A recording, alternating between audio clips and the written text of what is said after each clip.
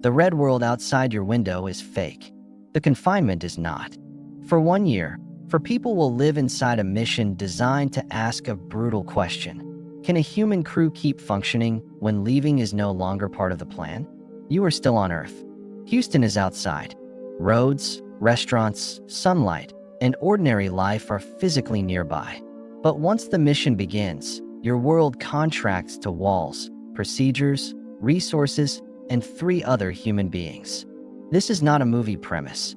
On July 1st, 2026, NASA announced recruitment for its first Moon and Mars exploration analog mission, a new year-long campaign at Johnson Space Center. The mission is scheduled to begin no earlier than August 2027. 4 research volunteers will spend 12 months inside 2 confined habitats, plus additional time for selection, training, and data collection. NASA calls the program MEA, the Moon and Mars Exploration Analog. Its purpose is not to pretend the volunteers are astronauts for entertainment. It is to study health and performance under the pressures of a long mission. The first surprise is that this mission is built around more than one environment. NASA is combining elements of 2 earlier analog programs, Hera and CHAPEA, into one integrated campaign. In other words, the crew will not simply live in a fake Mars house. The mission is designed to move them through different phases of a journey: transit, arrival, surface life, exploration, and the long demand to keep performing. The transit phase uses a habitat adapted from Hera. It is a 2-story, 4-port structure built to simulate the confined conditions of deep space travel. Step inside, and the first threat is not dramatic. It is spatial. Every corridor is narrow. Every doorway controls movement. Every shared surface reminds you that privacy is now a limited resource. The habitat contains work areas, living space, sleeping quarters, and a hygiene module. These are ordinary human needs compressed into a mission architecture where one problem can affect everyone. Then there is sleep. A small private compartment can protect you from noise and light, but it cannot create distance. The same walls remain inches away. The same mission waits when you wake. And then there are the other 3 people. For a year, their habits become part of your environment. The way someone chews, the time they wake, the way they leave a tool slightly out of place. On day 3, an irritation is small. On month 3, the same irritation can feel like a system failure. Isolation does not invent every conflict. It removes the places where conflict normally disappears. You cannot take a long drive. You cannot disappear into a crowd. You cannot go home after a difficult shift and become someone else for the evening. The mission follows you into every room. The surface phase changes the scenery, but not the pressure. The crew will move into a 1-story, 3D printed habitat modeled on the environment used for CHAPEA missions. Inside are private crew quarters, communal work areas, a recreation room, crop cultivation space, a medical room, food preparation areas, an airlock, and 2 bathrooms. One of those limits is resources. A mission far from Earth cannot assume endless replacement parts, endless food choices, or immediate support. The crew must work with what the mission architecture provides. Food is another controlled variable. The habitat includes a preparation area, but this is not a year of choosing whatever you want whenever you want it. Routine becomes part of survival. Monotony can be more dangerous than it looks. When days become similar, attention can blur. A procedure you performed 50 times may feel automatic. And automatic is where one misstep can hide. The medical room is another reminder of distance. In Houston, specialists may be physically nearby. In a real Mars mission, the crew would need far greater autonomy when something goes wrong. That difference matters. MEA is a simulation. It cannot reproduce Martian gravity, deep space radiation, or the actual distance between Earth and Mars. NASA is not claiming that it can. What the mission can reproduce is the architecture of pressure, confinement, repeated demands, limited resources, team dependence, long duration, and the requirement to keep making decisions.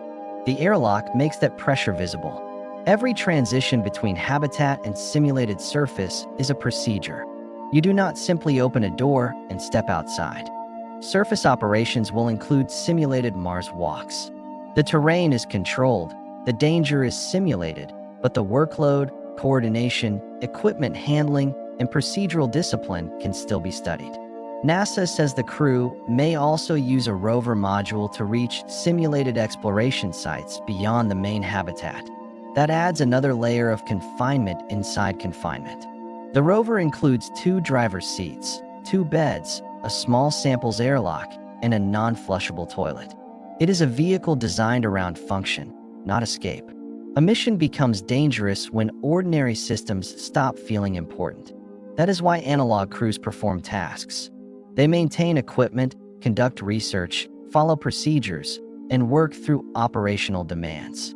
This is not a reality show where the central question is who argues first.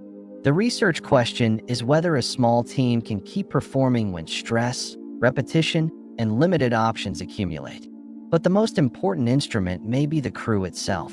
Researchers want to understand how human health and performance respond when a mission lasts long enough for novelty to disappear. At the beginning, everything is new. New procedures, new rooms, new people. The brain pays attention because novelty is loud.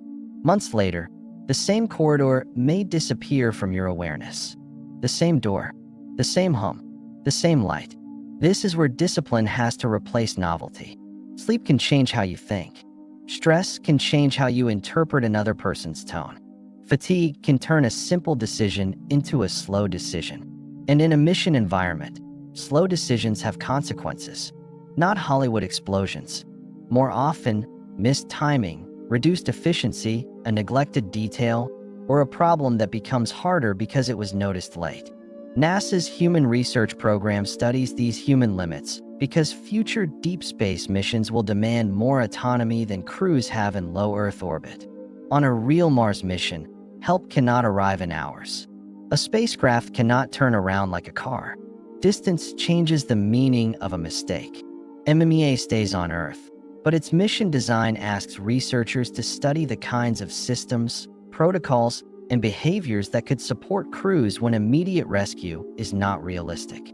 That is why NASA will evaluate hardware and technologies. A device can work perfectly in a short test and still become difficult after months of use, maintenance, and human fatigue. Protocols are tested too. A procedure is not useful because it looks clear in an office. It has to remain usable when the crew is tired, busy, and managing competing priorities. These details matter because deep space survival is not one heroic moment. It is thousands of small actions performed correctly, repeatedly, by people who are still human. Now add conflict. You and another crew member disagree about how to handle a task.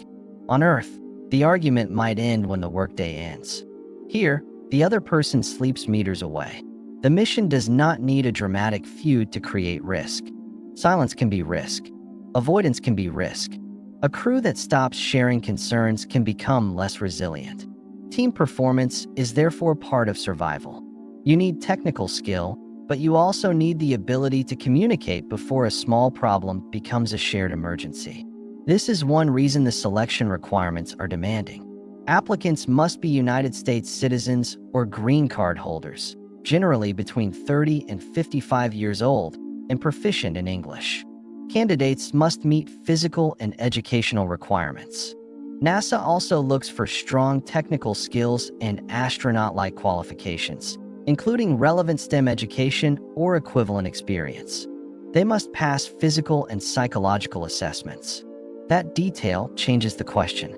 NASA is not looking for random people to see who breaks first.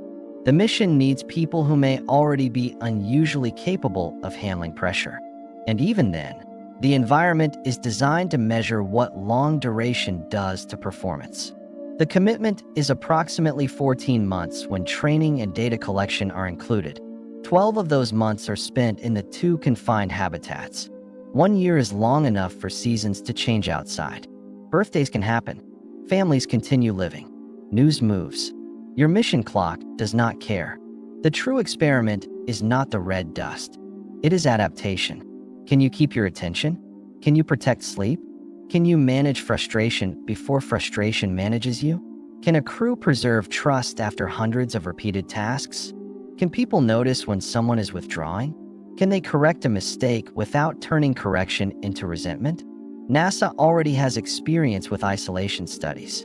Hera has supported missions lasting up to 45 days in a roughly 650 square foot habitat. Chapea pushed the timeline much further. Its first crew lived for more than a year in a roughly 1,700 square foot, 3D printed Mars simulation habitat.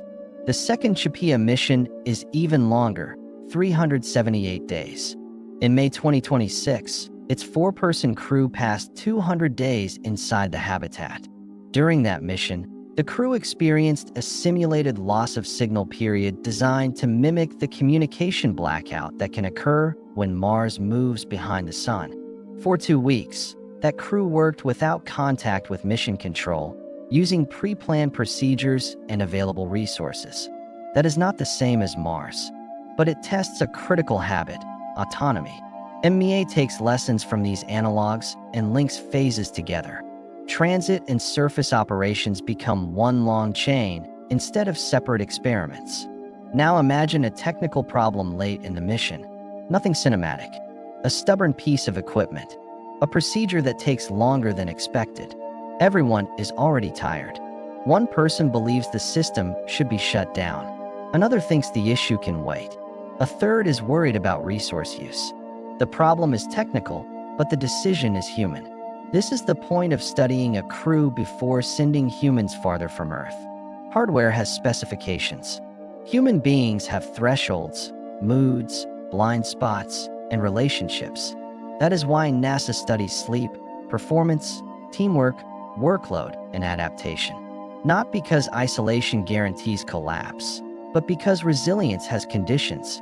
For a Mars crew, the most valuable skill may not be toughness in the cinematic sense. It may be the ability to stay precise on an ordinary day after 200 ordinary days. It may be the ability to say, "I am tired," before fatigue becomes a mistake. To say, "We have a problem," before silence becomes a system. And MEA is not Mars. No analog can make Houston millions of kilometers away. The volunteers are not facing radiation exposure or true planetary danger inside these Earth-based habitats. A real mission to Mars would turn distance into part of every decision.